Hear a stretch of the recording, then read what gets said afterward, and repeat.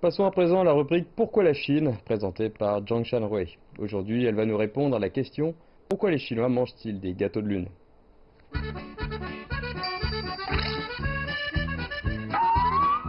Je vois autant de Chinois, même quand ils font du sport en extérieur, qui sont couverts de la tête aux pieds.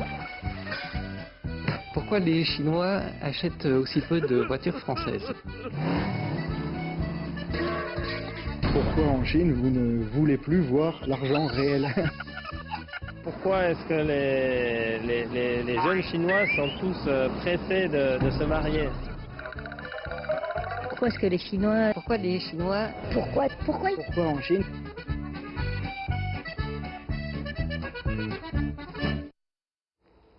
Bonjour à toutes et à tous et bienvenue dans notre nouvelle rubrique Pourquoi la Chine? Avant d'aborder le sujet du jour, regardez ces images. Eh bien, en voyant cela, si vous connaissez un peu la culture chinoise, vous pouvez certainement deviner ce dont on va parler aujourd'hui. Alors, c'est la fête de la Lune. Eh bien, la fête de la Lune est aussi appelée en effet en chinois la fête de la mi-automne. Cette fête, avec la fête des pas de dragon, la fête du printemps, ainsi que la fête des morts en Chine, Qingming, donc ce qui s'appelle Qingming, ils sont considérés tous les quatre comme les fêtes traditionnelles les plus importantes en Chine. La fête de la Lune est ainsi la deuxième plus importante fête traditionnelle. Mais pourquoi les Chinois attachent-ils tant d'importance à la fête de la Lune? Et pourquoi les gens mangent-ils ce genre de gâteaux ronds lors de cette fête? Eh bien aujourd'hui, nous allons vous dévoiler la réponse. Selon la légende chinoise, un homme qui s'appelait Hou Yi tira avec son arc sur 9 des 10 soleils qui se trouvaient dans le ciel. Pour l'en remercier, la reine de la mer de l'Ouest lui remit la potion pour la jeunesse éternelle qu'il confia à sa femme Chang'e. Un disciple de Hou Yi, Peng Meng, voulut le lui voler. Eh bien, Chang'e était très désespérée, elle avala la potion puis s'enfuit vers le ciel. Ceci se passa en effet un 15 août selon le calendrier lunaire. La lune était alors ronde et brillante à ce moment-là et Chang'e a décidé de s'y arrêter donc sur la lune, donc qui était l'astre étant le plus proche de la Terre et cela lui a permis de veiller sur son mari. Hou Yi, très attristé de son part par le départ de sa femme Chang'e, il a commencé ensuite à fabriquer les pâtisseries rondes à l'image de la pleine lune. Puis, chaque année, tous les 15 août, il en mangeait en regardant la lune, se rappelant ainsi sa chère épouse Chang'e. Au fil du temps, cette coutume s'est transformée en ce qui est aujourd'hui devenu la fête de la lune, symbole de la famille réunie. Aujourd'hui en Chine, on mange ces gâteaux et on regarde la lune pour exprimer son amour pour sa famille et pour sa ville natale. Donc, vous savez désormais pourquoi les Chinois mangent ce genre de gâteaux ronds pendant la fête de la Lune. Et maintenant, vous pourrez partager vos connaissances sur cette fête avec vos amis. Voilà, c'est tout pour cette édition. Merci de nous avoir suivis. Si vous avez d'autres questions concernant la Chine ou les Chinois, n'hésitez pas à nous les poser. Je vous dis à bientôt. Merci de nous retrouver en direct sur CGTL Français. La fête de la Lune aura lieu le 13 septembre cette année. C'est une fête traditionnelle originaire de Chine qui est célébrée dans de nombreux pays asiatiques le soir du 15e jour du 8e mois lunaire. Pour en parler, j'ai le plaisir de recevoir sur notre plateau notre journaliste Liu Jingshu. Bonjour. Bonjour Jingshu, Bonjour, bienvenue sur ce plateau. Donc demain, les Chinois vont célébrer cette fête de la mi-automne, appelée également la fête, la fête de la Lune. Alors pourriez-vous nous présenter brièvement les origines et les coutumes de cette fête? Et quels changements les Chinois ont-ils apporté à cette fête de la Lune? D'accord. Donc la fête de la Lune, la fête des pas de dragon, la fête du printemps et la fête de Qingming sont considérés comme les 4 grands festivals traditionnels en Chine. La fête de la Lune a pris de l'importance à partir de la dynastie Tang et s'est développée sous la dynastie Song. À l'époque des dynasties Ming et Qing, elle a pris encore de l'ampleur et commencé à bénéficier de la même importance que la fête du printemps.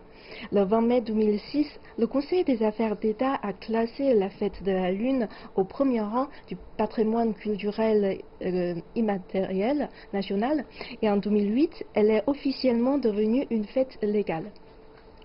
Alors, pour les principales coutumes de la fête de la Lune, d'abord, c'est l'occasion pour les Chinois d'admirer la Lune et célébrer la récolte. La fête de la Lune sous les dynasties Tang et Song, avaient principalement pour but d'admirer la Lune. C'était un festival de divertissement social et général à l'époque. Et au cours des dynasties Ming et Qing, la nature de la fête a évolué.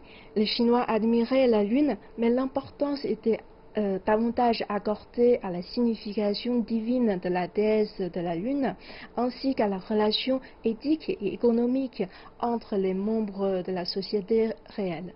On a même créé un nouveau symbole du festival, le Seigneur des Lapins. Le Seigneur des Lapins. Oui, le Seigneur des Lapins. Il s'agit d'une œuvre artisanale traditionnelle pékinoise. Le Seigneur des Lapins combine un caractère sacré et laïque en intégrant les fonctions de sacrifice et de jeu. Donc aujourd'hui, le Seigneur des Lapins est devenu l'un des patrimoines culturels immatériels les plus représentatifs de Pékin.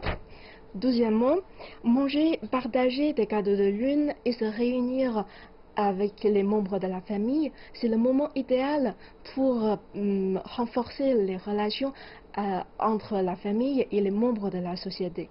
Donc les cadeaux de lune sont devenus un symbole de l'échange mutuel de bonne foi et de bonne fortune. Avec, ça reste, c'est également une fête familiale. Hein, ça, ouais, on se réunit ensemble et on partage des cadeaux de lune. Et puis, les Chinois aiment bien se les offrir aussi. Le soir, surtout le soir ensemble. Voilà. Et avec l'évolution de l'époque et la facilitation des moyens de transport, donc la fête de la Lune ne se déroule pas seulement à la maison maintenant. Donc on peut voir que le marché touristique du pays enregistre également une pointe pendant cette période. D'accord. Donc la fête de la mi-automne, hein, on peut aussi dire que c'est une fête commerciale, hein, puisque derrière elle se cache l'immense industrie des gâteaux de la Lune, dont la consommation connaît un boom avant cette fête, avec le développement des achats en ligne hein, au cours de ces dernières années. Donc les attentes des consommateurs ont accéléré hein, le rythme des transformations du secteur, et la demande des clients est en pleine mutation, hein, notamment avec les commandes par Internet. Alors, est-ce que vous pouvez nous dire un peu l'état actuel, l'évolution hein, de ce marché des gâteaux de la Lune? Oui, en fait, sous l'influence d'Internet, les consommateurs sont de plus en plus jeunes et les marques des cadeaux de lune, notamment transfrontalières, se multiplient, en accordant une grande importance à la diversification et l'innovation. Donc, c'est-à-dire les nouvelles variétés, les nouvelles saveurs de cadeaux de lune sont plus populaires. Par exemple, les cadeaux de lune aux écrevisses. Je ne sais pas si... Ouais, aux écrevisses. J'ai jamais goûté encore. C'est très bon. Enfin, je crois, moi non plus, j'ai jamais goûté, mais j'ai envie de... À la viande. Ouais, à la viande à l'intérieur, les écrevisses. Voilà, et aussi, il y a des cadeaux de lune aux macarons. Très bien, ah, oui. Ça pourrait plaire. Ça a l'air très bon. On a faim maintenant. Alors, aussi, il y a les cadeaux de lune traditionnels sont de plus en plus faibles en calories. Donc, oui, sans sucre, pas de sucre. Hein, des principaux reproches, c'était très lourd, très épais et très calorique. Oui, traditionnel. Oui, avant, les cadeaux de lune traditionnels. Donc, il y a aussi les ventes sur Internet sont plus diversifiées. Aussi, l'emballage de cadeaux de lune est plus simple, plus respectueux de l'environnement et culturellement riche pour répondre à la demande du marché des jeunes consommateurs, surtout. L'emballage, je me souviens un petit peu, oui, emballage innovant. Gâteau, voilà, il y a beaucoup d'emballages, des emballages dans l'emballage, et chaque gâteau est emballé. Oui, ça fait du gaspillage en fait. De plastique. Oui, maintenant c'est plus simple et respectueux de l'environnement. Voilà. Et donc, maintenant, le marché du cadeau de lune de cette année est caractérisé par la coopération transfrontalière des marques. Par exemple, je vais prendre un exemple. La marque Bester, en chinois c'est Liang Pianpu, et le musée de Dunhuang ont lancé un cadeau de lune coopératif. En fait, son emballage est une lanterne portative, innovante et amusante, destinée à quitter la nouvelle tendance du cadeau de lune national. Très bien. Et d'ailleurs, le processus d'internationalisation de l'industrie du cadeau de lune va également s'accélérer. C'est-à-dire, en fait, les cadeaux de lune sont des aliments traditionnels chinois et ils sont rarement produits à l'étranger. Donc maintenant, avec le développement des échanges extérieurs, la demande de la consommation des cadeaux de lune ne provient plus seulement de l'intérieur, mais aussi de l'étranger. Voilà, D'accord, vous avez c'est des la exemples tendance. ce genre de... Par exemple, en France, j'ai des amis français qui ont envie aussi de goûter les cadeaux de D'accord. lune et ils aussi quelquefois célébrer la fête de lune avec nous, avec les élèves, avec les étudiants chinois ensemble. Donc ça se Ce développe jour-là. vers les pays étrangers. Alors, en revenant un peu plus vers la Chine, est-ce que vous pourriez nous parler un peu de l'importance de cette fête de la Lune, hein, de la mi-automne, dans l'héritage culturel chinois?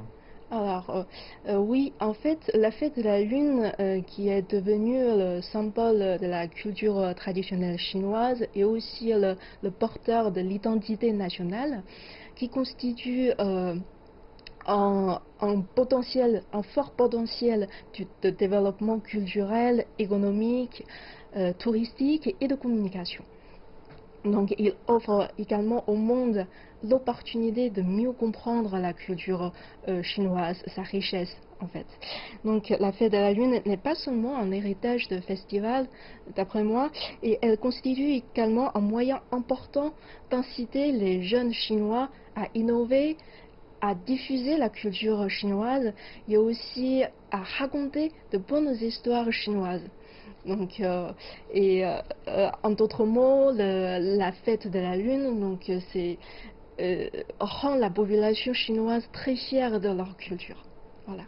Très bien, bah merci beaucoup hein, Jingxu pour toutes ces explications hein, sur cette importante fête chinoise qui, comme on voit, hein, est en train de se diffuser, de se moderniser aussi surtout Ouais. avec ces nouvelles tendances. Bah, merci beaucoup. Merci Nigo.